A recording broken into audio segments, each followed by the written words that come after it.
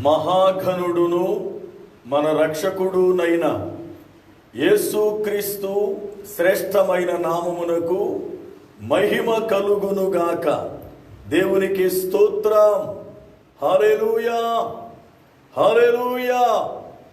ప్రభువునందు ప్రియులారా, ఈ లైవ్ ద్వారా దేవుని వాక్యాన్ని వింటున్నటువంటి ప్రతి బిడ్డకు living prayer fellowship ministries Kuwait పక్షముగా దేవుని సేవకునిగా నా హృదయపూర్వకమైన వందనాలు. దేవుని మహా ఉచితమైన కృపను బట్టి ప్రతి రాత్రి ఈ రీతిగా దేవుని వాక్యాన్ని మీతో పంచుకోవడానికి ప్రభువు అనుగ్రహించిన ఈ భాగ్యమును బట్టి దేవుణ్ణి స్తుతిస్తున్నా. ప్రియులారా, మీరు కూడా క్రమము తప్పకుండా ప్రతి రాత్రి దేవుని వాక్యాన్ని వింటూ ఉన్నారు. అంతేకాకుండా అనేక మంది వాక్యమును వినేటట్లుగా మీరు చక్కగా షేర్ చేస్తూ వారిని కూడా ప్రభువులో బలపరుస్తున్నారు. అందును బట్టి దేవునికి మహిమ కలుగునుగాక. ప్రతిదినం ప్రభువు వాక్యములో మనల్ని ఎంతో ఆధ్యాత్మికముగా బలపరుస్తూ ఆయన రాకడ కొరకై సిద్ధపరుస్తూ ఉన్నాడు. మనము దేవుని వాక్యాన్ని వింటూ ఆయనలో ఎదగడానికి, ఆయనలో బలపరచబడడానికి ప్రభు చక్కని కృప అనుగ్రహించాడు. నిజానికి ఈ లాక్డౌన్ సమయాలలో ఆరాధనలు నిలిపివేయబడ్డాయి. ఈ పరిస్థితులలో మనము ఆధ్యాత్మికముగా దెబ్బతినకుండా, మనము ఆధ్యాత్మికముగా జారిపోకుండా ప్రభువు తన ఉచితమైన కృప అనుగ్రహించి నడిపిస్తూ ఉన్నాడు. అందును బట్టి మనం దేవునికి ఎంతైనను కృతజ్ఞతాస్తుతులు చెల్లించాలి. దేవునికి స్తోత్రం. హల్లెలూయా. ప్రియులారా, మీరు మీ కుటుంబాలు కనికరము కలిగిన దేవుని కృప వాత్సల్యమును బట్టి క్షేమముగా ఉన్నారు అని తలస్తా ఉన్నాను. చాలా మంది గల్ఫ్ దేశాల్లో ఉన్న బిడ్డలకు ఈ యొక్క లాక్డౌన్ పరిస్థితులను బట్టి చాలా మందికి ఉద్యోగాలు లేవు. చాలా మంది చాలా ఇక్కట్లు పడుతూ ఉన్నారు. కొంతమందిని దేవుడు కనికరించి వారికి ఉద్యోగాలు అనుగ్రహించాడు. వారు ఆ ఉద్యోగాలలో కొనసాగుతూ ఉన్నారు. అనేక మంది నేడు చాలా ఇబ్బందులు ఎదుర్కొంటూ తన యొక్క సొంత ఇంటికి వెళ్ళడానికి అవకాశాలు లేక, ఇక్కడ ఉండడానికి పరిస్థితులు అనుకూలించక ఎన్నో విషయాలలో ఈ సమయములో కలవరపడుతూ ఉన్నారు. ముఖ్యముగా చాలా మంది ఆడబిడ్డలు భర్తలు చనిపోగా పిల్లల కొరకై కష్టపడడానికి ఆయా దేశాలకు వెళ్ళిన వారు ఉన్నారు. అంతేకాకుండా భర్తలు విడిచిపెట్టేయగా పిల్లల్ని బ్రతికించుకోవడానికి వాళ్ళను తల్లి తండ్రుల దగ్గర విడిచి ఆయా దేశాలకెళ్ళి కష్టపడుతూ పిల్లల్ని పెంచుకుంటున్నటువంటి తల్లులున్నారు. ఈ పరిస్థితుల్లో వాళ్ళ పరిస్థితి చాలా దయనీయం. ఎందుకంటే మగవాడైతే ఏదో ఒక రకంగా ఆ యొక్క సహాయాన్ని కుటుంబానికి అందిస్తాడు. ఆడపిల్లలు గనుక ఏం చేయాలో అర్థం కాని పరిస్థితులలో చాలా మంది బిడ్డలు కన్నీరు కారుస్తూ ఉన్నారు. ప్రియులారా, దేవుని సన్నిధిలో తప్పనిసరిగా దేవుడు మన యొక్క ప్రతి అక్కరను తీరుస్తాడు. ఆయన పైన మనం ఆనుకుందాం. కలవరపడవద్దు. ఈరోజు ఉన్నట్టుగా రేపు ఉండదు. దేవుడు ఈ రోజు ఉంచినట్లుగా మనం రేపు ఉంచడు. మన దుఃఖ దినములు సమాప్తము చేసి ఈ లాక్డౌన్ నెమ్మదిగా తొలగించి ప్రభువు ప్రతి బిడ్డను దీవించునట్లుగా పరిశుద్ధాత్మ దేవుడు మనకు సహాయము చేయునుగాక. ఆమేన్. ఈ రాత్రి వేళ దేవుని వాక్యాన్ని మనం విందాం. చాలా ఆశ్చర్యకరమైన రీతిగా ప్రభువు మనతో మాట్లాడుతున్నాడు. రాత్రితో అర్ధరాత్రి వేళ బయటకు వచ్చిన సంసోనును జ్ఞాపకం చేసుకుంటూ, ఈ రాత్రి నీవు బయటకు రాకుండిన ఎడల నీతో ఉన్నవారు ఉండరు, నీకు బాల్య దినముల నుండి కలిగిన అపాయముల కన్నా ఎక్కువ నష్టం కలుగుతుందని యోవాబు హెచ్చరించిన మాటను బట్టి మనము పాపము అనే చీకటిలో నుండి బయటకు రాకపోతే మన యొద్ద నుండి ఎవరు వెడలిపోతారో, అసలు మనతో ఉండేది ఎవరో అనే విషయాలను రాత్రి వరకు నేర్చుకున్నాం. ఈ రాత్రి సంసోను గాజా పట్టణమును విడిచి, వేశ్యను విడిచి షోరేకులోయ అనబడుతున్న స్థలానికి వచ్చాడు.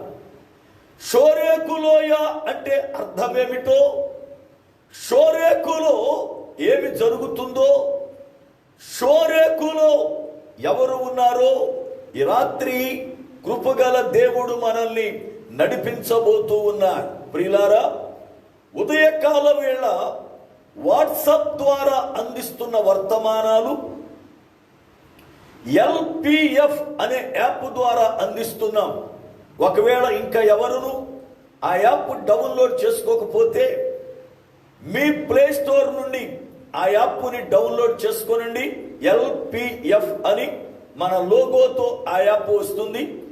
అయితే ఐఫోన్ ఉన్న వారికి అది పుల్లారా ఓపెన్ అవ్వదు గనుక అట్టివారు ఉదయకాల వేళ వాక్యము వినాలి అని తలస్తే తప్పనిసరిగా నాతో మాట్లాడితే వారికి వాట్సాప్ ద్వారానే వాక్యం అందిస్తాను.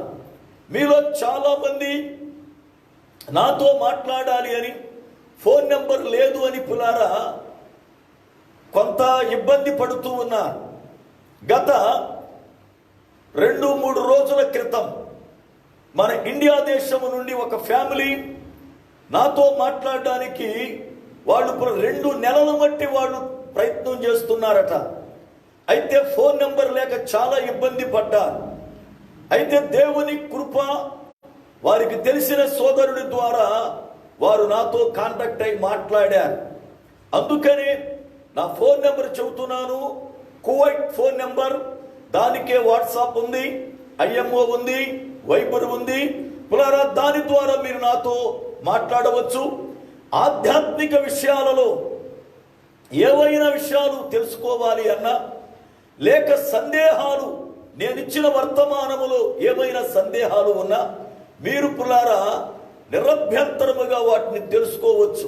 ఎందుకంటే దేవుని పిల్లలము గనుక మనం ఆత్మీయ జీవితములో ఎదగాలి అని అంటే తప్పనిసరిగా మనం కొన్ని నేర్చుకోవాల్సిన అవసరత ఉంది. నా నెంబర్ 55123967. కువైట్ కోడ్ యాడ్ చేసుకుని పులారి నెంబరు అది చేయాలి. 55123967. కనుక ఆ యొక్క నెంబర్ను బట్టి మీరు నాతో కాంటాక్ట్ చేయవచ్చు, మాట్లాడవచ్చు. దేవునికి స్తోత్రం. చాలా మంది బిడ్డలను దేవుడు ఈ దినాలలో ఉదయం ఆ వర్తమానము చేత, రాత్రి ఈ వర్తమానము చేత ఎంతగానో బలపరుస్తూ ఉన్నాడు. అందును బట్టి దేవుని స్తుతిస్తూ ఉన్నా. దేవునికి స్తోత్రం. హల్లెలూయా. ప్రియులారా, ఇక వాక్య ధ్యానములోనికి వెళదాం. బైబిల్ గ్రంథాన్ని దగ్గర పెట్టుకున్నారా? నోట్సు పెన్ను సిద్ధం చేసుకున్నారా? ప్రార్థన పూర్వకముగా ఇక కూర్చోనండి. అటు ఇటు సంచరించవద్దు, మీ తలంపులను అటు ఇటు పోనీయవద్దు. జాగ్రత్తగా చక్కగా వాక్యం మీద మనసును లగ్నం చేసి దేవుని వాక్యాన్ని వినడానికి మనం సిద్ధపడదాం. ప్రభువు మనతో ఈ రాత్రి శ్రేష్టమైన రీతిగా మాట్లాడునుగాక. వాక్యాన్ని చదువుకుందాం.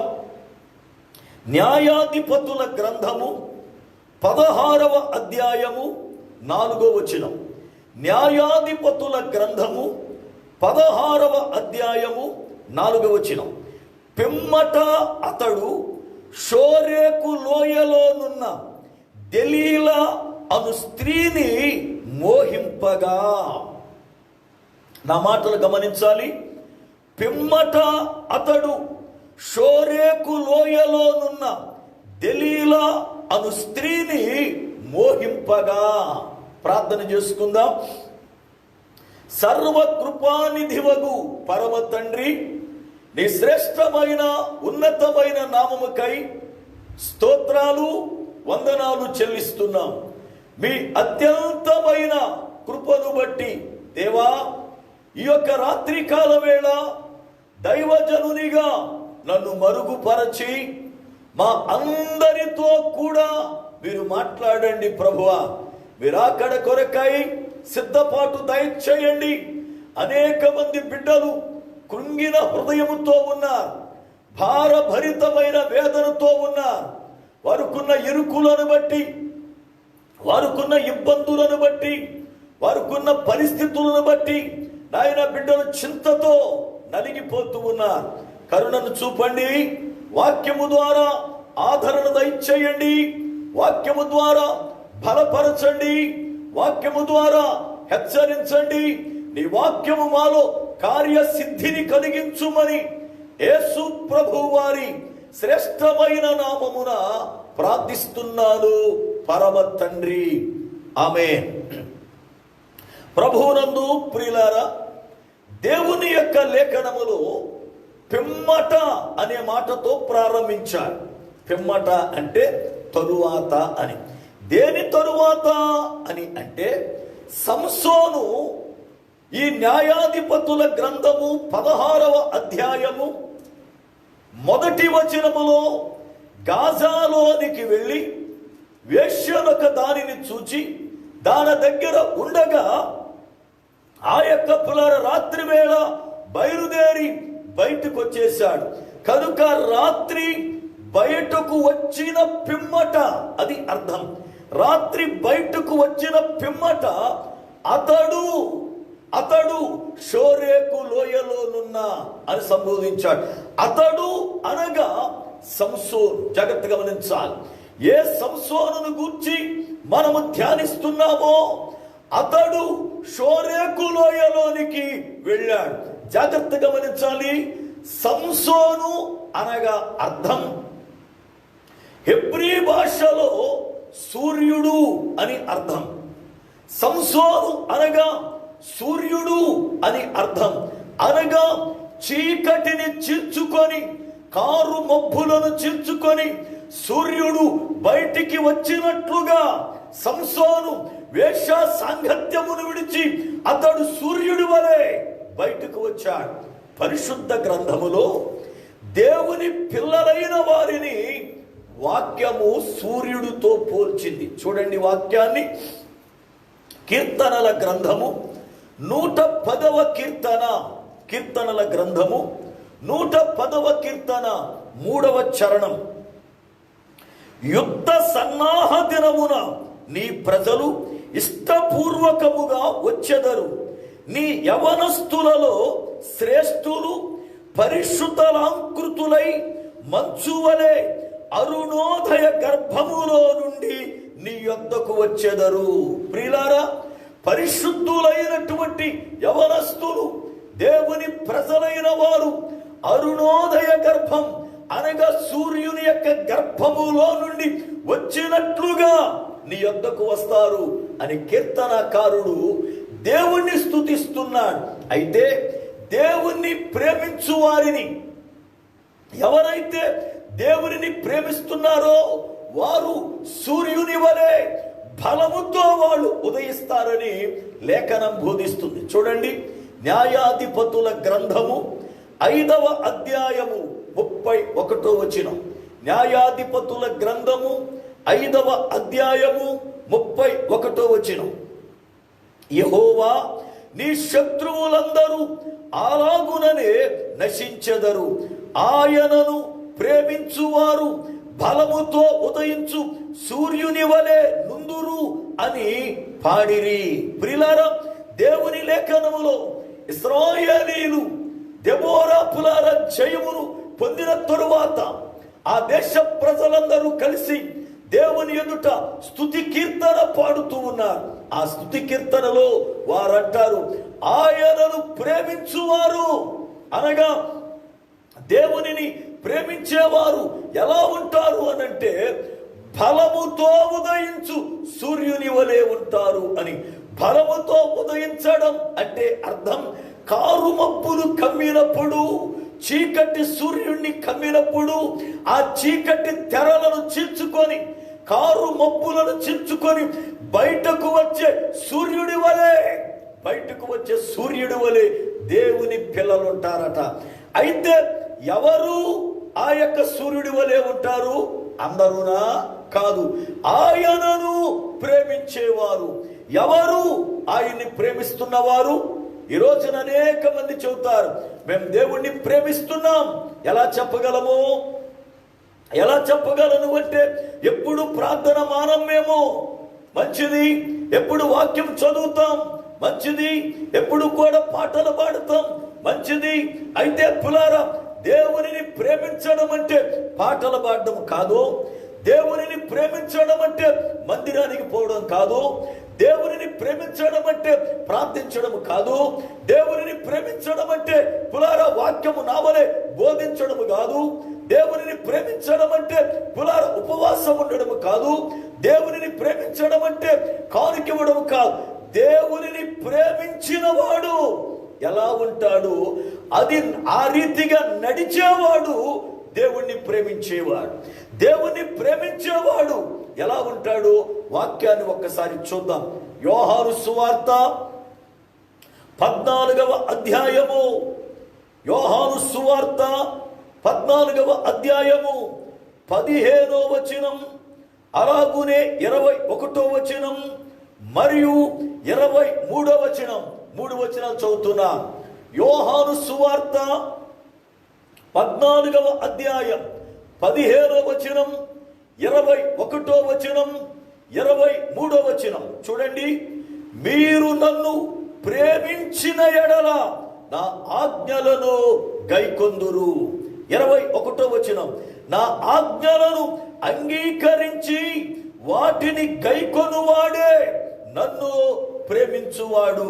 23వ వచనం, యేసు ఒకడు నన్ను ప్రేమించిన ఎడల వాడు నా మాట గైకొనును, అప్పుడు నా తండ్రి వానిని ప్రేమించును, మేము వాని యొద్దకు వచ్చి వాని యొద్ద నివాసము చేతుము.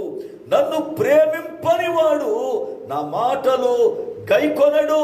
ప్రియులారా, యేసు ప్రభువారు సువార్త చేస్తున్న దినాలలో ఎవడైనా నన్ను ప్రేమిస్తున్నాను అని అంటే వాడు ఎలాగుంటాడు తెలుసా?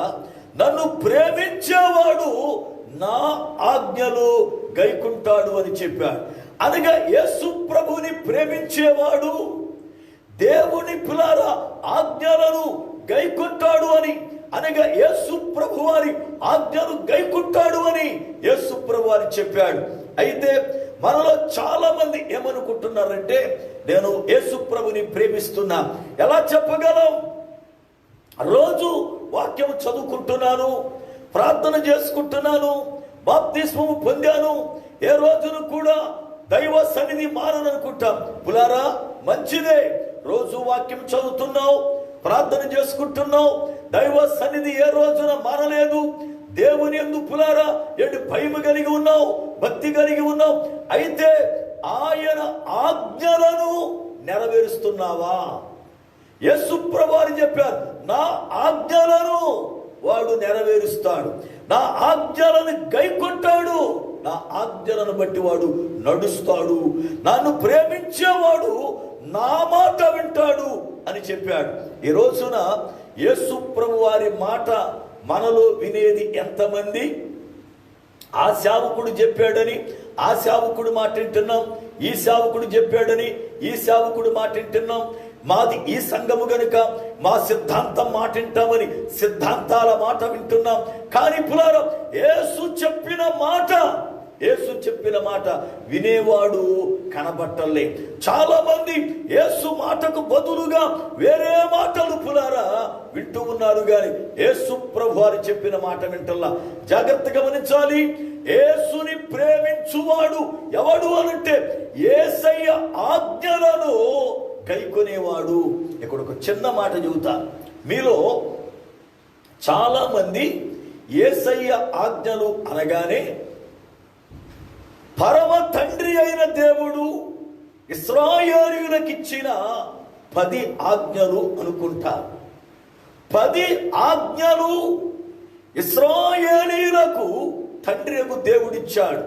అయితే యేసు ప్రభువారు ఆయనను వెంబడించే వారికి, ఆయన రక్తములో కడగబడిన వారికి, ఆయన చేత విమోచించబడి బాప్తిస్మం పొందిన వారికి యేసు ప్రభువారు తండ్రి ఆజ్ఞలు కాకుండా ఈయన తన ఆజ్ఞలను అనుగ్రహించాడు.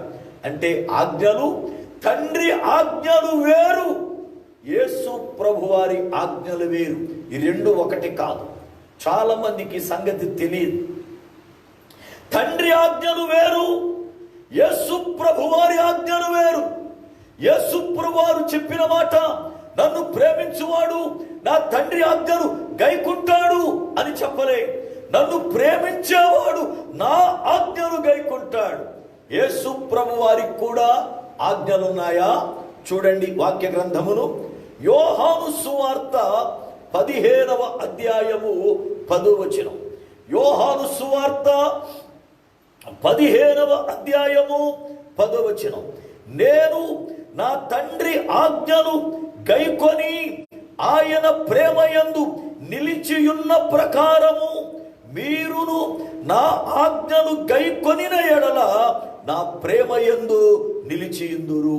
ప్రియులారా, యేసు ప్రభువారు స్వయముగా చెప్పిన మాట, నేను నా తండ్రి ఆజ్ఞలను గైకొని నా తండ్రి ప్రేమయందు నిలిచి ఉన్నా.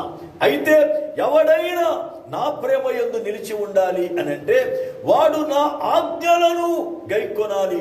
అనగా యేసు ప్రభువారి ఆజ్ఞలు వేరు, తండ్రి ఆజ్ఞలు వేరు. అయితే ప్రియులారా, ఇన్ని సంవత్సరాల మట్టి క్రైస్తత్వములో ఉంటున్నాం, ఎన్నో సంవత్సరాలుగా బోధ వింటున్నాం, వాక్యమంతా నాకు తెలుసు అన్నట్లుగా ప్రవర్తిస్తున్నాం, అంతా పులారా నేను ఎరుగును అన్నట్లుగా జీవిస్తున్నాము. కానీ ఒక చిన్న ప్రశ్న, యేసు ప్రభువారి ఆజ్ఞలు నీవు ఎరుగుదువా? తండ్రి ఆజ్ఞలు కాదు, యేసు ప్రభువారి ఆజ్ఞలను నువ్వు ఎరుగుదువా? వాటిని గైకుంటున్నావా? బైబిల్ చెబుతుంది, నన్ను ప్రేమించేవాడు ఎవడంటే నా ఆజ్ఞలు గైకొనేవాడే. అసలు ఆయన ఆజ్ఞలే తెలియకపోతే వాటిని ఎలా గైకొంటావు? మరి వాటిని గైకొనకపోతే నువ్వు యేసు ప్రభు వారిని ఎలా ప్రేమించిన వాడవుతావు? వాక్యం బోధిస్తుంది, ఆయనను ప్రేమించువాడు బలముతో ఉదయించు సూర్యుని వలె ఉంటాడు అని. అనగా దేవుని లేఖనములో ఆయనను ప్రేమించే విధానం పులారా మనకు రావాలి అనంటే యేసయ్య ఆజ్ఞలేమిటో మనకు తెలవాలి. ఇశ్రాయేలీయులకు తండ్రియగు దేవుడు ఎలాగూ అరణ్యములో ఆయనను ఆరాధించడానికి, ఆయనతో నడవడానికి, కనాను దేశానికి చేరడానికి ఆయన ఆజ్ఞలను అనుగ్రహించాడో, యేసు ప్రభువారు కూడా ఆయన రక్తము చేత కడగబడి విమోచించబడిన బిడ్డలు లోకమనే ఈ ఐగుప్తులో నుండి పరలోకమనే ఆ యొక్క పరమ కణానికి చేరడానికి ఆయన కూడా మనకు కొన్ని ఆజ్ఞలు ఇచ్చాడు. ఆ ఆజ్ఞలను సంఘము గైకొనాలి. ఆ ఆజ్ఞలను సంఘము పులారా గైకొనాలి. నేడు సంఘానికి అసలు యేసు ప్రభువారి ఆజ్ఞలే తెలియకపోతే సంఘం పులారా ఎలా గైకుంటుంది? సంఘం పులారా గైకొనకపోతే యేసుని ఎలా ప్రేమించినట్లు అంటే మనము యేసుని ప్రేమిస్తున్నాము అని చెప్పే మాట అబద్ధమైపోతుంది కదా. యేసుని ప్రేమిస్తున్నాము అనే మాట వేషధారణే కదా. కారణం బైబిల్ చెబుతుంది, నన్ను ప్రేమించువాడు నా మాట వింటాడు అని. రెండో మాట జ్ఞాపకం చేస్తున్నాను, ఆయనను ప్రేమించేవాడు ఎలాగుంటాడు? ఒక మాట చదువుతాను చూడండి. ఎఫెసీ పత్రిక పరిశుద్ధ గ్రంథములో నుండి ఎఫెసీ పత్రిక 5వ అధ్యాయము 28 నుండి చదువుతున్నాను 30వ వచనం వరకు. ఎఫెసీ పత్రిక 5వ అధ్యాయము 28 నుండి 30 వరకు. అటువలనే పురుషులు కూడా తమ సొంత శరీరముల వలె తమ భార్యలను ప్రేమింపబద్ధులై ఉన్నారు. తన భార్యను ప్రేమించువాడు తన్ను ప్రేమించుకొనుచున్నాడు. తన శరీరమును ద్వేషించిన వాడెవడును లేడు గాని ప్రతి వాడును దానిని పోషించి సంరక్షించుకొనును. మనము క్రీస్తు శరీరమునకు అవయవులమై ఉన్నాము గనుక అలాగే క్రీస్తు కూడా సంఘమును పోషించి సంరక్షించుచున్నాడు. ప్రియులారా, యేసు ప్రభువారిని మనము ప్రేమిస్తున్నది వాస్తవమైతే, యేసు ప్రభువారిని మనము ప్రేమిస్తున్నది నిజమైతే మనకు జరగవలసిన కార్యం ఏంటో తెలుసా? యేసు ప్రభువారి చేత మనము పోషించబడుతూ సంరక్షించబడాలి. యేసు చేత మనం పోషించబడాలి. కారణం, ఆయన మన యజమానుడు, ఆయన మన పురుషుడు, ఆయన మన శిరస్సు. భార్య ఏ రీతిగా భర్త చేత పోషించబడుతూ ఉందో, భార్య ఏ రీతిగా భర్త చేత సంరక్షించబడుతూ ఉందో, ఆ రీతిగా సంఘం అనబడుతున్న మనము యేసు ప్రభు వారి చేత దినము వాక్యము చేత పోషించబడుతూ దినము మనము ఆయన చేత సంరక్షించబడాలి. ఈ రోజున ఆలోచించండి, పురుషుడు స్త్రీ ద్వారా పోషించబడాలి. నేను అప్పుడప్పుడు ఈ గల్ఫ్ దేశాలు కానీ బయట వేరే దేశాలకు వెళ్ళిన వాళ్ళ గురించి ఆలోచిస్తూ ఉంటా. స్త్రీలైనటువంటి వారిని గురించి, పురుషులైనటువంటి వారిని గురించి. గల్ఫ్ దేశాలే కానీ లేక ఇతర దేశాలు, అది ఇజ్రాయేల్ కానీ లేకపోతే మలేషియా కానీ, సింగపూర్ కానీ, లండన్ కానీ, ఎన్నో దేశాల్లో మన యొక్క భారతదేశ బిడ్డలు ఉన్నారు. అయితే వాక్య గ్రంథము ప్రకారం పురుషుడు కుటుంబాన్ని పోషించాలి. కారణం, కుటుంబానికి పురుషుడు దిక్కు, స్త్రీకి పురుషుడు శిరస్సు అని వ్రాయబడింది. శిరస్సును బట్టి దేహమంతా సంరక్షించబడాలి. శిరస్సును బట్టి దేహమంతా పోషించబడాలి. శిరస్సు ద్వారానే ఆహారం దేహానికి వెళ్ళాలి. అయితే నేటి దినాలలో మన దేశాన్ని విడిచిపెట్టి బయటకు వెళ్ళి ఉద్యోగాలు చేస్తున్నటువంటి వారు చాలా మంది పురుషులు ఉన్నారు. వారిని బట్టి దేవునికి స్తోత్రం చెల్లిస్తా ఉన్నా. ఎందుకంటే పురుషునిగా నీ ధర్మాన్ని నువ్వు నెరవేరుస్తూ భార్యను బిడ్డల్ని విడిచి వేరే ప్రాంతానికి వెళ్ళి కష్టపడి నీ కుటుంబాన్ని ఒక మగాడిలాగా పోషించుకుంటున్నావు. అది సంతోషం. అయితే చాలా మంది భార్యాభర్తలు గల్ఫ్ దేశాల్లో లేకపోతే వేరే దేశాల్లో కుటుంబాలుగా ఉండి బ్రతుకుతున్నారు. వారిని బట్టి కూడా దేవుణ్ణి స్తుతిస్తున్నా. ఎందుకంటే కుటుంబము చక్కగా ఒక స్థలములో ఉంది. ఇద్దరు పని చేసుకోవడమో లేదు, భర్త పని చేస్తే భార్య ఇంటిలో ఉండడమో ఏదో జరుగుతుంది. కొంతమంది పిల్లలతో సహా ఆయా దేశాల్లో ఉంటూ ఉన్నారు. అది చాలా సంతోషకరమైన విషయం. ఎందుకంటే కుటుంబం అంతా ఒక చోట ఉన్నారు, లేదా భార్యాభర్తలు ఒక చోట ఉన్నారు గనుక ఏ యొక్క ఇబ్బంది లేదు పులారా. అయితే చాలా మంది పురుషులు భార్యలను పంపించి ఆయా దేశాలకి భార్యలను పంపించి వాళ్ళు మాత్రము పులార ఇంటి దగ్గర ఆగిపోయారు.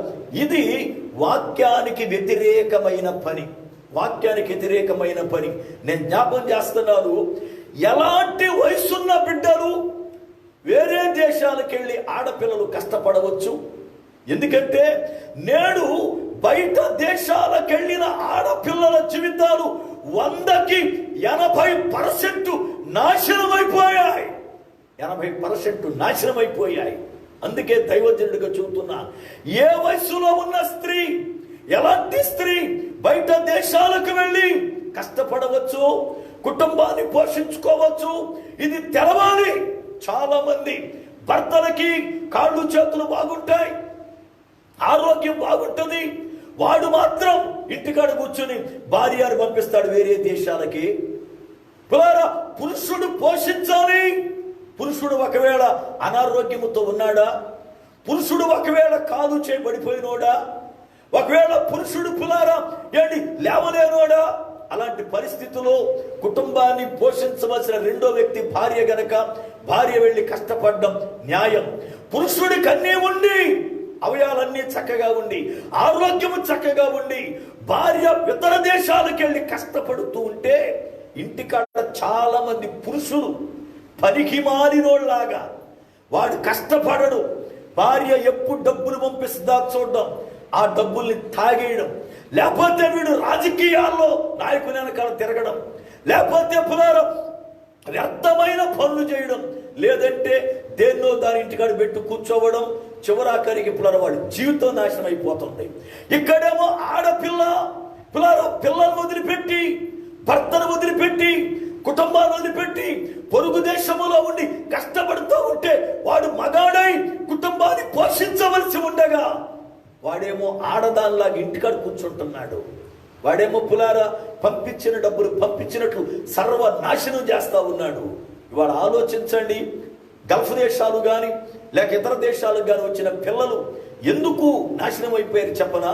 మొదటిది, వచ్చేవారిలో చాలా మంది యవ్వన వయస్కులే, అనగా సుమారు 20 పైబడి 45 లోపుళ్ళు వస్తున్నారు. వీళ్ళు తమ శరీరేచ్ఛలను గెలవలేకపోతున్నారు, శరీరేచ్ఛలలో పడిపోతూ ఉన్నారు. అందుకే గల్ఫ్ దేశాలు వచ్చిన తరువాత లేక వేరే దేశాలకు వెళ్ళిన తరువాత వాళ్ళు పాపములో పడిపోవడానికి కారణం అదే.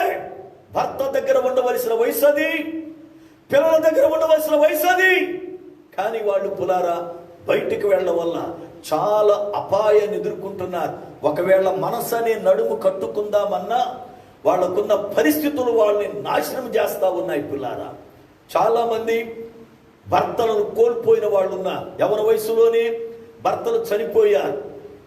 అయితే బైబిల్ చెబుతున్న మాట, ఒకవేళ వివాహమైన సంవత్సరానికో 2 సంవత్సరాలకో 5 సంవత్సరాలకో భర్త చనిపోతే ఆమెను విధవరాలు అనకూడదట.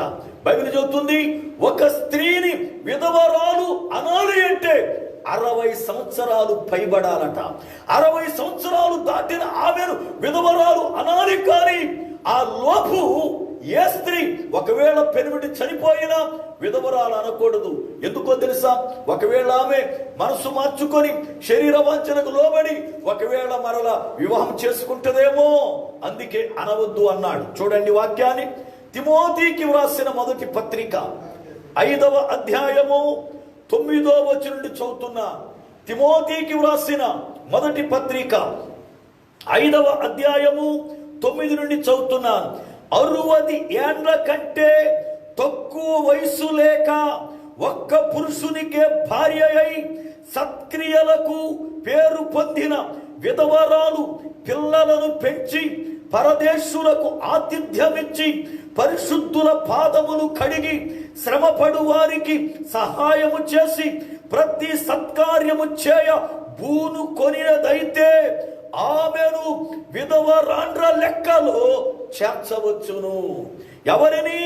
60 సంవత్సరాలకు తక్కువ వయసు లేకుండా ఉన్న వారిని, 60 సంవత్సరాలకి తక్కువ వయసు ఉన్న వాళ్ళని విధవరాల లెక్కలో చేర్చకూడదు. ఎందుకు? జాగ్రత్తగా గమనించాలి. 12వ వచనం నుండి, వారు క్రీస్తునకు విరోధముగా నిరంకుశులైనప్పుడు తమ మొదటి విశ్వాసమును వదలికొనిరను తీర్పు పొందిన వారై పెండ్లాడ గోరుదురు. మరియు వారు ఇంటింటా తిరుగులాడుచు బద్ధకం రాండ్రగుటకు మాత్రమే గాక ఆడరాని మాటలాడుచు వదరబోతులను పరుల జోలికి పోవు వారు నగుటకును నేర్చుకుందురు. కాబట్టి యవ్వన స్త్రీలు వివాహము చేసుకొని పిల్లలను కని గృహ పరిపాలన జరిగించుచు నిందించుటకు విరోధికి అవకాశం ఇవ్వకుండా వలనని కోరుచున్నాను. ప్రియులారా, యవన స్త్రీలను బట్టి పరిశుద్ధాత్మ దేవుడు ఎంత చక్కగా వ్రాయించాడు. ఈ దినాల్లో అనేక మంది బిడ్డలు పాపములు పడిపోవడానికి, శోధనను పులారా జయించలేకపోవడానికి కారణం వారి వయస్సు ప్రభావం. అనేక మంది యవ్వన కాలములో భర్తతో గడపవలసినటువంటి స్త్రీలు పులారా భర్తను విడిచిపెట్టి వచ్చి ఇక్కడ బ్రతుకుతుండగా ఇక్కడ పరిస్థితులు వాళ్ళని నాశనం చేస్తున్నాయి. ఈ రోజున భయంకర పరిస్థితులు ఆడబిడ్డల్ని పాడు చేస్తున్నాయి. భర్త చనిపోయాడని పిల్లలు పుట్టితే ఆ పిల్లలను చంపుకోలేక పిల్లల కొరకై పులారా వచ్చి బ్రతుకుతున్న స్త్రీలు ఉన్నారు. అలాగే భర్త సరైనోడు కాదని, వాడు త్రాగుబోతని, వాడు వ్యభిచారని, వాడు మోసగాడని పులారా పిల్లలు పుట్టారు కనుక ఇదిగో వాడు వదిలిపెట్టలేక పిల్లల కొరకైనా బ్రతకాలని వచ్చి మనసనే నడుము కట్టుకొని బ్రతుకుతున్న స్త్రీలు ఉన్నారు. అయితే పులారా ఇక్కడికి వచ్చిన తరువాత లోకాశలలో పడిపోయి, వచ్చిన తరువాత పులారా వేష సాంగత్యములో పడిపోయి, వచ్చిన తరువాత లోక భోగాల్లో పడిపోయి పిల్లలను విడిచి, కుటుంబాలను విడిచి, తల్లి తొండలు విడిచి పతనమైపోయిన కుటుంబాలు అనేకమైన ఉన్నాయి. ఇవాళ బయట పరిస్థితులు ఎంత ఘోరంగా ఉన్నాయో ఒక మాట చెబుతా. నాకు తెలిసిన ఒక ఆమె 2009లో కువైట్ దేశం వచ్చింది. 3 సంవత్సరాలు భర్తకి పిల్లలకి చక్కగా పులారా ఉత్తరాలు రాయడం, అలాగే ఫోన్ చేయడం, మాట్లాడడం, ప్రతి నెల కొంత సహాయాన్ని, కొంత ధనాన్ని వాడు పంపిస్తుండేది. భర్త కూడా ఏదో వ్యవసాయం పనులు చేసుకుంటూ బాగానే ఉండేది. ఆమెకు తల్లిదండ్రులు ఉన్నారు, వృద్ధులు, వాళ్ళని కూడా పలకరిస్తుండేది. పరిస్థితి బాగుంది. 3 సంవత్సరాలు ఆమె ఇంటికి పులార ఫోన్ చేయడం కానీ డబ్బులు పంపించడం కానీ జరిగింది.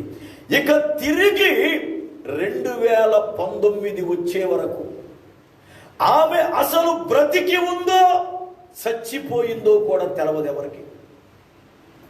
ఇంటికి ఫోను లేదు, రూపాయి కనీసం పిల్లలు ఎలా ఉన్నారన్నటువంటి పులారా ఆలోచన కూడా లేదు. ఆమెకు కూతురు, ఆ బిడ్డ పులారా రవిస్రాలయ్యింది, పెద్దదయ్యింది, ఎదుగుతూ ఉంది. అసలు ఆ పిల్ల ఉందో లేదో కూడా తల్లికి అసలేదు.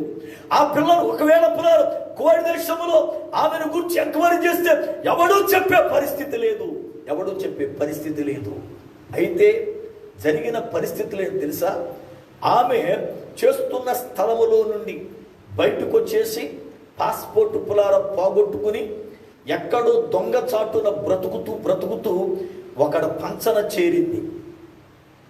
వాడితో పులారా సావాసం చేస్తా ఉంది. ఇక ఇంటికి ఫోను లేదు, వాడే భర్త అన్నట్టుగా బ్రతుకుతూ ఉంది. అయితే ఇక్కడే బిడ్డను గంది, ఇక్కడే పులారా పిల్లోడిని గంది.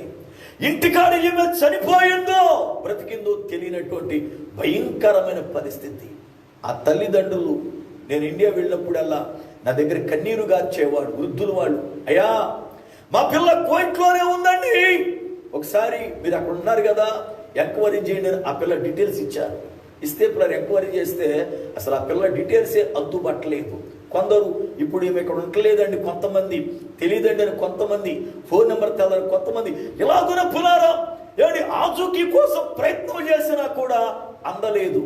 అయితే విచిత్రం ఏమిటి అంటే గత సంవత్సరములో ఈ అకామా లేని వాళ్ళు, పాస్పోర్ట్లు పోయినోళ్ళు వీళ్ళందరూ కూడా ఇండియా వెళ్ళిపోవచ్చని ఫిబ్రవరి నుండి ఏప్రిల్ వరకు కానూను పెడితే ఆ సమయములో 10 సంవత్సరాల కొడుకుని తీసుకుని ఇండియాకు వచ్చింది ఆమె. ఏమనాలి ఆమెను ఇప్పుడు? మీరు ఆలోచించండి. ఏ గురితో నువ్వు బయట దేశానికి వచ్చావు? ఏ గురితో పులారా పిల్లల్ని ఇంటికాడ విడిచిపెట్టావు? ఏ గురితో పులారా నువ్వు ముందుకొచ్చావు? ఇవాళ నీ గురేమయ్యింది? ఇవాళ తల్లి నీ యొక్క ఆలోచన ఏమైంది? నువ్వే ఆలోచనతో వచ్చావు ఈ దేశానికి? ఇవాళ ఇక్కడ ఎలా బ్రతుకుతున్నావు? చాలా మంది జీవితాలు పులారా ఇలాగ పాడైపోయాయి. ఎవరో ఒక పురుషుడు పంచన చేరి వాడేదో బాగు చేస్తాడని, వాడేదో పులార రూము రెట్ట కడతాడని, వాడేదో ముద్ద పెడతాడని, వాడేదో పులార సుఖాన్ని అందిస్తాడని, నా జీతం అంతా మిగులుద్దని దురాశతో ఎవడో ఒక పంచన చేరి భర్తను మర్చిపోయావు, పిల్లల్ని మర్చిపోయావు, చివరాఖరికి పులార నీ జీవితాన్ని నాశనం చేసుకుంటా ఉన్నావు. వాళ్ళ అనేక కుటుంబాల పరిస్థితి ఇదే. తల్లులారా, ఒక దైవజనుడిగా మీకు నా 2 చేతులు జోడించి చెబుతున్నా, దేవుని పిల్లలుగా పవిత్రమైన జీవితం జీవించాలి. దేవుని పిల్లలుగా వాక్యానికి లోబడాలి. దేవుని వాక్యం మాట్లాడుతుంది పులారా, పురుషుడు పోషించువాడై ఉండాలి. పురుషుడు పోషించక స్త్రీ ఇంటి నుండి అడుగు పెడితే ఎన్ని అనర్థాలు జరుగుతున్నాయో, ఎన్ని అనర్థాలు జరుగుతున్నాయో. ఈ రోజున పులార కుటుంబాలు ఎందుకు పాడైపోయాయి అంటే కారణం పులార ధనం, రెండవది శరీర వాంఛ, మూడవది లోకాశలు. ఈ రోజున పులార ఎంత భయంకరమైన పరిస్థితులు, ఎంత భయంకరమైన పరిస్థితులు. దేవుని వాక్యం మాట్లాడుతుంది, యేసు మనలను ప్రేమిస్తూ ఉన్నాడు. అయితే మనము యేసుని ప్రేమించువారమైతే, యేసుని ప్రేమించువారమైతే ఆయన చేత పోషించబడాలి. ప్రతిదినం ఆయన నిన్ను వాక్యము చేత పోషించాలి. ప్రతిదినం కంటి పాపవలే నిన్ను అపాయములలో నుండి, కీడులలో నుండి, శోధనలో నుండి నిన్ను సంరక్షించాలి. నీకైనా సంరక్షకుడుగా ఉంటాడు. ఈ రాత్రి ఆలోచించు, ప్రభువు చేత నీవు దినదినము పోషించబడుచూ ఉన్నావా? నీ లోపల ఉన్న అంతరంగ పురుషుడు, నీ లోపల ఉన్న అంతరంగ పురుషుడు వాక్యము చేత బలపరచబడుతున్నాడా? అనేక మంది బ్రతుకులలో వాక్యము లేదండి. ఈ రోజున పునర వాక్యము చేత లోపల అంతరంగ పురుషుడు బలపట్టల్లా, అంతరంగ పురుషుడు కృషించిపోతూ ఉన్నాడు. అంతరంగ పురుషుడు కృషించిపోతున్నాడు. కీర్తనాకారుడు అంటాడు, నా ఆత్మ క్షీణిస్తుంది అన్నాడు. చూడండి వాక్య గ్రంథాన్ని, పరిశుద్ధ గ్రంథములో నుండి 143వ కీర్తన 4వ చరణం, అలాగే 7వ చరణం. 143వ కీర్తన 4వ చరణం, అలాగే 7వ చరణం. కావున నా ఆత్మ నాలో కృంగి ఉన్నది, నాలో నా హృదయము విస్మయముందెను. 7వ చరణం, యెహోవా నా ఆత్మ క్షీణించుచున్నది, నా ఆత్మ క్షీణించుచున్నది. 4వ చరణములో నా ఆత్మ కృంగిపోయింది అంటూ ఉన్నాడు. 7వ చరణములు క్షీణిస్తుందయ్యా అనగా పాడైపోతుంది, ఆత్మ పాడైపోతుంది. ఎందుకని? నీ అంతరంగ పురుషుడు పాడైపోగల కారణం, నీ అంతరంగ పురుషుడు దినము రోగి వలె క్షీణించిపోవడానికి గల కారణం, ఒకప్పుడు మనలో ఉన్న అంతరంగ పురుషుడు బలమైన వాడిగా, ఒకప్పుడు మనలో ఉన్న అంతరంగ పురుషుడు శక్తిమంతుడుగా, ఒకప్పుడు మనలో ఉన్న అంతరంగ పురుషుడు పులారా బలశాలిగా ఉండేవాడు. నేటి దినాలలో అనేక మంది అంతరంగ పురుషుడు కృషించిపోతా ఉన్నాడు, బలహీనుడైపోతూ ఉన్నాడు, రోగి అయిపోయాడు. కారణం ఏంటో తెలుసా? యేసు ప్రభువు చేత పోషించబడుటలేదు. యేసు ప్రభువు చేత పోషించబడుటలేదు. యేసు ప్రభు మనలను పోషిస్తే, యేసు ప్రభు మనలను పోషిస్తే శ్రేష్టమైన ఆహారాన్ని పెడతాడు, శ్రేష్టమైన ఆహారముతో తృప్తి పరుస్తాడు. ఇవాళ పులారా రోజు వాక్యం నేను వింటున్నానండి, ప్రభువు నన్ను పోషిస్తున్నాడండి అంటున్నా. మంచిది. నువ్వు వినే వాక్యం శ్రేష్టమైనదేనా? నువ్వు వినే వాక్యం పులారా శ్రేష్టమైనదేనా? ఇవాళ వాక్యం అంతా కూడా కల్తీ అయిపోయింది. వాక్యములో పులారా శ్రేష్టత ఉండటలేదు, సత్యం ఉండటలేదు. ఎవరికి వాళ్ళే నాది గొప్పని, నేను గొప్పని, ఒకటి విమర్శించుకుంటూ పులారా ఒక ఫ్యాన్సుల గ్రూప్ తయారు చేసుకుని వాళ్ళకి వీడి హృదయంలో ఉన్న ఆలోచనలన్నీ పులారా నేర్పి వాళ్ళను కూడా వీడిలాగే తయారు చేస్తా ఉన్నాడు. వాళ్ళకి స్వచ్ఛమైన వాక్యం అందటలేదు. మీరు చూడండి, చాలా సంఘాలలో నేడు పులారా స్వచ్ఛమైన వాక్యము లేదు. ఎంతసేపు ఎదట వారి తప్పులట్టుకునే వాక్యమే, ఎదట వారు విమర్శించే వాక్యమే, ఎంతసేపు చూసినా జబ్బులు దగ్గుతి అనే వాక్యమే, ఎంతసేపు మీరు రండి మీరు ఇవ్వండి దేవుడు దీవిస్తాడు అనే వాక్యమే. ఇదే గాని పులారా ఇదిగోని అంతరంగ పురుషుడు ఎలా బలపడతాడు, దానికి ఎలాంటి వాక్యం అవసరమో అది పులారా అందట్లేదు. ప్రియ దేవుని బిడలారా, నీవు నిజముగా యేసుని ప్రేమిస్తే యేసు చేత నీవు పోషించబడాలి, యేసు చేత సంరక్షించబడాలి. ఆయన మనల్ని పోషిస్తే ఎలా పోషిస్తాడో తెలుసా? కీర్తనాకారుడైన దావీదు అన్నాడు, 23వ కీర్తన పులారా 1-2 చరణాలు మనకు బాగా కంఠతమైన వాక్యం కదా. నేను కొంతమంది బైబిల్ గ్రంథాలు పరిశీలన చేస్తా. కొందరు బైబిళ్ళు నలిగిపోయి ఉంటాయి. ఎందుకంటే వాళ్ళు పుల్లారా తిరగేసి చదివి బైబిళ్ళు బాగా నలుగుతాయి. కొందరి బైబిళ్ళు అసలు సీలు కూడా ఓపెన్ అవ్వదు. ఎన్ని సంవత్సరాలు అయ్యింది అంటే 5-6 సంవత్సరాలు అయి ఉంటుంది బైబిల్ కొని. సీలు కూడా తీరు అసలు బైబిల్ పేజీ తీస్తే నలిగిపోద్దేమని భయం, వీళ్ళకి నలిగిపోద్దేమని భయం. బైబిల్ ఎంత నలిగితే బ్రతుకు అంత వెలుగుద్ది. ఎందుకో తెలుసా? బైబిల్ నలిగింది అంటే అర్థం నువ్వు ధ్యానిస్తున్నావని, నువ్వు చదువుతుంటే ఆత్మ తేజరిల్లుతా ఉంటుంది పులారా. చాలా మంది జీవితాల్లో బైబిల్ని సీల్ ఓపెన్ చేయరు. ఇంకా కొంతమంది బైబిల్ చూసి, ఇది 3వ రకం. బైబిల్ అంతా ఎక్కడ నలగదు, ఒక్క కీర్తన గ్రంథమే నలిగి కప్పలాగా ఉబ్బిపోయి ఉంటుంది మధ్యలో. కీర్తనే ఎందుకు నలిగిపోయింది? మిగతా పుస్తకాలు 65 పుస్తకాలు ఎందుకు నలగలేదు? అసలు పేపర్లు కూడా ఎందుకు ఇడవలేదంటే వీళ్ళు ఏ పుస్తకం జోలికి పోరు, అంతా కీర్తనే. పెళ్లికి కీర్తనే 128వ కీర్తన, పిల్లోడు పుడితే కీర్తనే 127వ కీర్తన, ఇల్లు కట్టుకుంటే కీర్తనే 127వ కీర్తన, గృహ ప్రతిష్ఠతకి 24వ కీర్తన.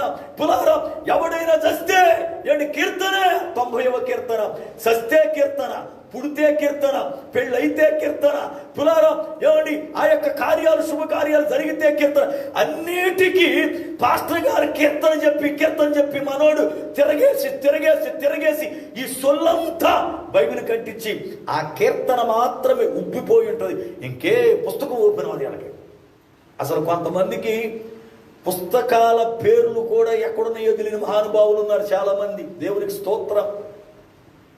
బైబిల్ గ్రంథం మనం ఎంత చదివితే అంత పులారా మన ఆత్మీయ జీవితాలు మెరుగుపరచబడతాయి. చాలా మంది జీవితాలలో వాక్యాన్ని చదవకుండా, బైబిల్ ఓపెన్ చేయకోకుండా కీర్తనలు మాత్రమే చదువుతారు పులారా. 23వ కీర్తన 1-2 చరణాలు దావీదు భక్తుడు అన్న చక్కని మాట.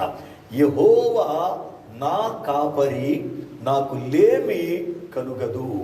పచ్చిక గల చోట్ల ఆయన నన్ను పరుండజేయుచున్నాడు, శాంతికరమైన జలముల యొద్దకు నన్ను నడిపిస్తూ ఉన్నాడు అన్నాడు. ఆ మాట చాలా విచిత్రంగా ఉంది.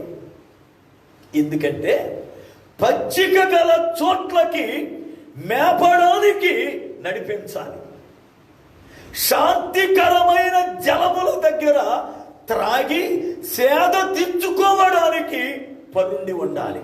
మీకు బైబిల్లో ఒక ఎగ్జాంపుల్ చెబుతాను. ఆది కాండము 29వ అధ్యాయం మీరు 1వ వచనము నుండి కొన్ని వచనాలు చదువుకోండి 7వ వచనం వరకు. ఆది కాండం 29వ అధ్యాయం 1 నుండి 7 వచనాలు చదివితే అక్కడ హారాను ప్రాంతమది. యాకోబు బెర్షెబా నుండి వెళుతున్నాడు తొలిసారి. అయితే ఊరే బయట పొలాలలో గుండా పడి వెళుతూ ఉన్నాడు. ఆ పొలములలో ఊరి బయట ఒక బావి ఉంది. ఆ బావి పైన ఒక రాయి మూత పెట్టుంచారు. ఆ బావి దగ్గర 3 గొర్రెల మందలు పండుకొని ఉన్నాయి. కాపర్లందరూ ఊసులాడుకుంటున్నారు. గొర్రెల మందలు పడుకున్నాయి. యాకోబు అంటాడు, అయ్యలారా, పొద్దు ఇంకా గూకలేదు కదా, ప్రొద్దు గుంకలేదు. ఆ మందలల్లా పడుకోబెట్టే బదులు ఆ రాయి తీసి నీళ్లు పెట్టి మీరు తాగించి ఇదిగో మళ్ళీ మేపితే మేస్తే కదా అన్నాడు. వాళ్ళు అన్నారు, ఒక మంద రావాలి, ఆ మంద వస్తుంది మేసుకుంటూ, అది వస్తేనే గాని మూత తీయడానికి కుదరదు, అప్పటి వరకు బావి దగ్గర ఇలాగే మందలు ఉంటాయి అన్నాడు. అనగా నీటి దగ్గర బావి దగ్గర మందలు సేద తీర్చడానికి పండుకోబెట్టబడ్డాయి. మందలు పచ్చిక బయళ్లలో మేస్తాయి. యేసుప్రభువు అన్నాడు, ఆయన నా గొర్రెలు నా స్వరం ఎరుగును, కాపరి వాటిని బయటికి తోలును, లోపలికి నడిపించును. ఎందుకంటే మేత మేయడానికి. ఈ రోజున పులారా వాక్యం బోధిస్తుంది, పచ్చిక గల చోట్ల ఆయన నన్ను పరుండజేయను. పచ్చిక గల చోట్ల మేపాలి కదా, పచ్చికున్న చోట మెయ్యాలి గొర్రె, కానీ అక్కడ పడుకోబెడుతున్నాడట. శాంతికరమైన జలముల యొద్ద పులారా అవి స్వేద తీరాలి, కానీ అక్కడికి నడుస్తున్నాయట. విచిత్రముగా ఉంది ఆ సంభాషణ. అయితే పచ్చిక గల చోట్ల ఎప్పుడు పండుకుంటాయి అని అంటే, ఆల్రెడీ మేసి వేసిన తరువాత కాస్త సేద తీర్చడానికి అవి పులార పచ్చిక స్థలాల్లో పండుకుంటాయి. అయితే దావీదు అన్నాడు, యెహోవా నా కాపరి అన్నాడు. నా కాపరి అంటే అర్థం నేను ఆయన గొర్రెను అని అర్థం. యెహోవా నా కాపరి అని అంటే నేను ఆయన గొర్రెను, ఆయన నాకు కాపరి. అయితే గొర్రె పులార ఎలాంటి తిండి తింటుంది? గొర్రెకు ఎలాంటి పులార తిండి అవసరం? కాపరి ఎలాంటి తిండి పెడతాడు తెలుసా? పచ్చిక చిగురులు పెడతాడు. గొర్రె ముదురు ఆకులు తిందో, మీరు ఎక్కడన్నా చూడండి. లేత చిగుళ్ళు తింటది, పచ్చని చక్కని లేత గడ్డి తింటది, ముదురు గడ్డి తిందో. అనగా పులారం శ్రేష్టమైన ఆహారము చేత గొర్రెను పోషిస్తాడు. గొర్రెకున్న శ్రేష్టమైన ఆహారం లేత చిగుళ్ళు తినే అలవాటు పులారా. ఈ రోజున శ్రేష్టమైన ఆహారముతో మీరు పోషించబడుతున్నారా? యేసు ఏంటి పులారా మిమ్మల్ని శ్రేష్టమైన ఆహారముతో పోషిస్తున్నాడా? వాక్యం అంటుంది, ఇదిగో ఆయన ప్రేమిస్తే, ఆయనను మనము ప్రేమిస్తే ఆయన మనల్ని పోషిస్తాడు.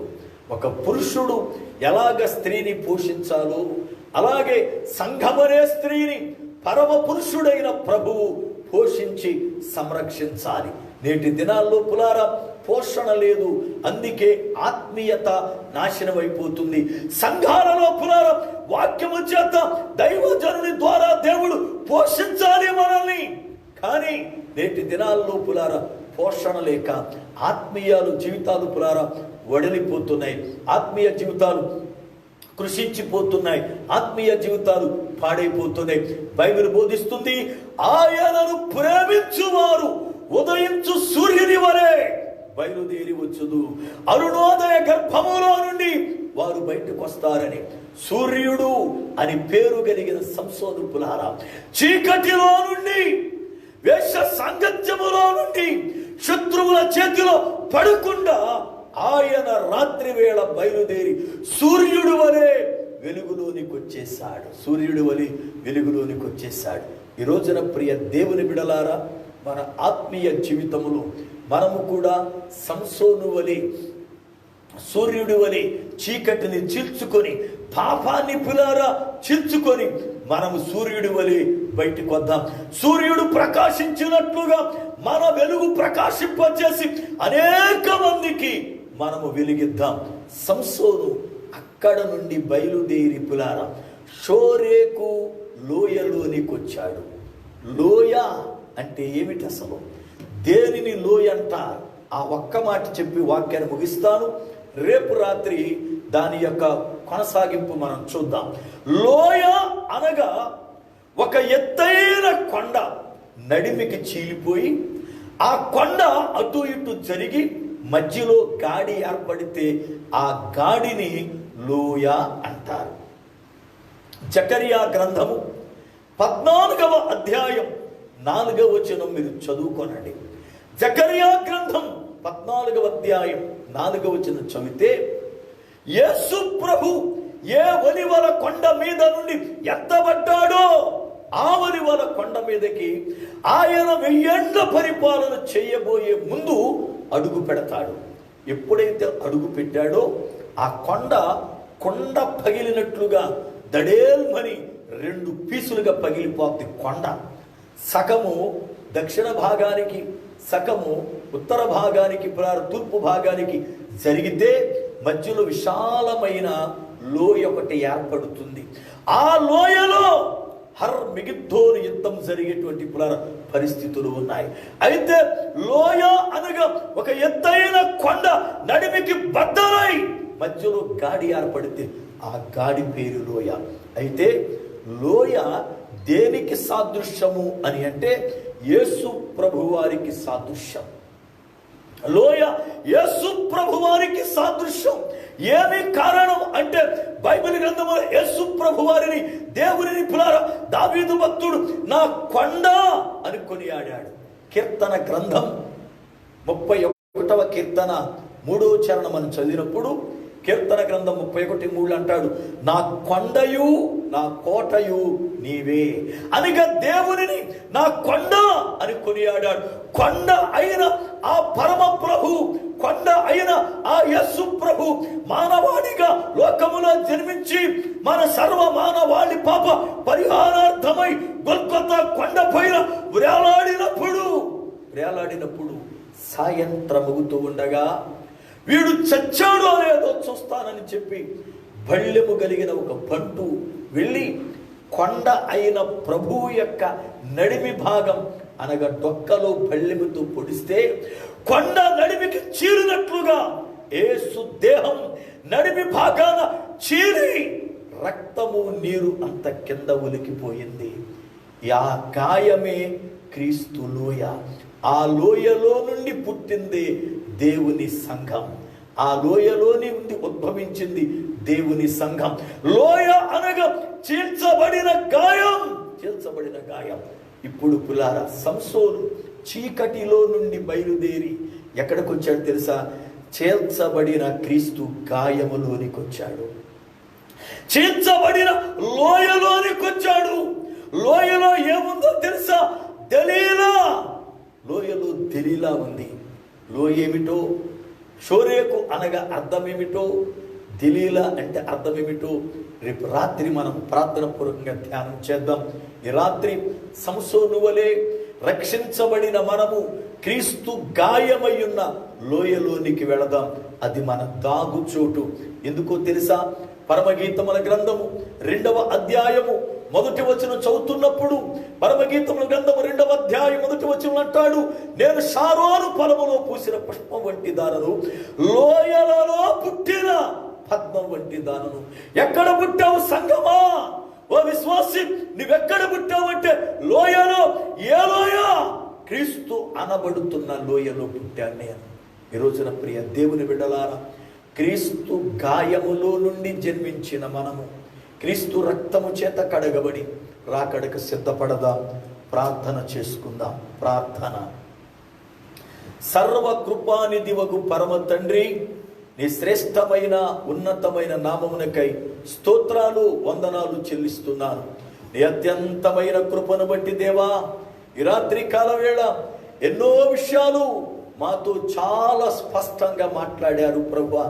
మా జీవితాలలో మేమేమై ఉన్నామో ప్రభువా, మేము ఎలాగ నడుచుకోవాలో మాతో మీరు మాట్లాడిన జీవము కలిగిన మాటల కొరకై స్తోత్రాలు చెల్లిస్తున్నాను. పరమ తండ్రి, నీకు స్తుతులు నాయన. విత్తబడిన వాక్యం నీరు గట్టి ఫలింపు దయచేయండి. ప్రతి బిడ్డను నాయన సూర్యుని వలె వెలిగించండి, సూర్యుని వలె ప్రకాశింప ప్రకాశింపచేయండి. అనేక మంది కారు మబ్బుల చాటున ప్రకాశింపని సూర్యుని వలె వాళ్ళ ఆత్మీయ జీవితాలు నాశనమైపోయాయి ప్రభువా. అనేక మంది జీవితాల్లో శ్రేష్టమైన ఆహారము లేక, మీ చేత పోషించబడక, సంరక్షించబడక వాళ్ళ ఆత్మలు కృషించిపోతూ ఉన్నాయి స్వామి. ఈ రాత్రి వేళ వాక్యం విన్న ప్రతి వాని ఆత్మ తెప్పరిల్ల చేయండి. వాక్యం విన్న ప్రతి వాని హృదయాన్ని బలపరచండి. వాక్యం విన్న ప్రతి బిడ్డతో మాట్లాడి కనికరపడండి. యేసు ప్రభువా, మీకు స్తోత్రాలు. ఈ దినములలో ఉన్న పరిస్థితులు ఎరిగిన దేవుడవు నాయన.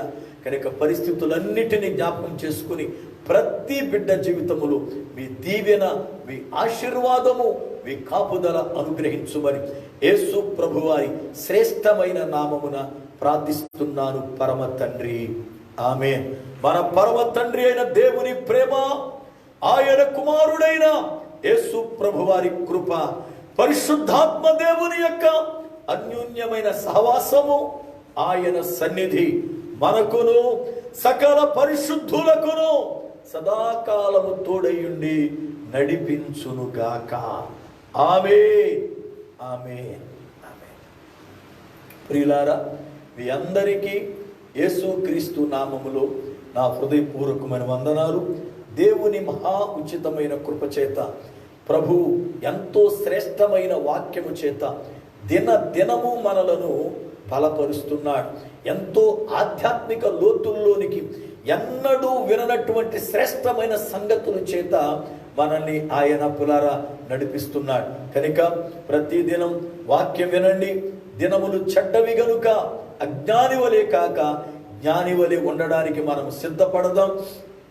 మీతో పాటు మీ కుటుంబాలను కూడా ప్రభు సిద్ధపరచున్నట్లుగా ప్రార్థన పూర్వకంగా తిరిగి రేపు రాత్రి మనం దేవుని సన్నిధిలో పులారా కూడుకుందాం.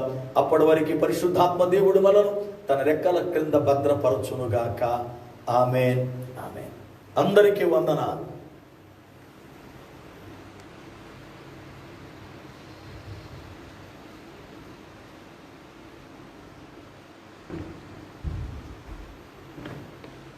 ఇదే కదా.